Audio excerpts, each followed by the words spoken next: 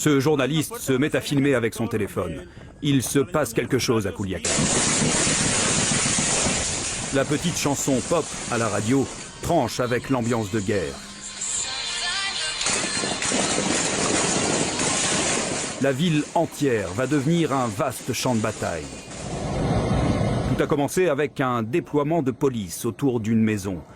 À l'intérieur, il y a Ovidio Guzmán, le jeune homme de 29 ans, a repris les affaires de son père, El Chapo, le grand narcotrafiquant condamné à la perpétuité cet été aux États-Unis.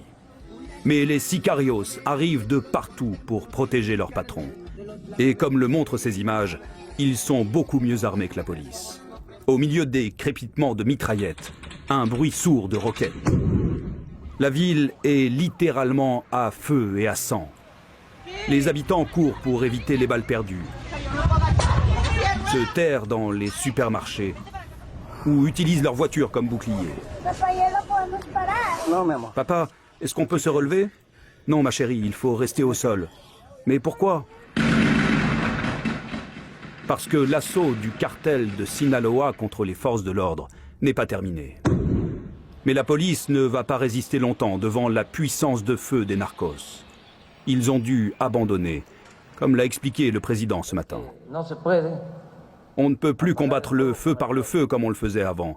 Des vies étaient en jeu et nous devions les protéger. Sauf que dans leur retraite, les policiers abandonnent aussi leur prise. Ovidio Guzmán est libéré. La méthode du nouveau président se retrouve sous le feu des critiques. C'est un camouflet absolument gigantesque pour ce gouvernement qui a montré en fait qu'il avait cédé face au crime organisé. Une opération de police improvisée qui se termine avec au moins 7 morts dans l'une des batailles les plus violentes de ces dernières années au Mexique. Ici Mathieu Prost, Radio-Canada, Montréal.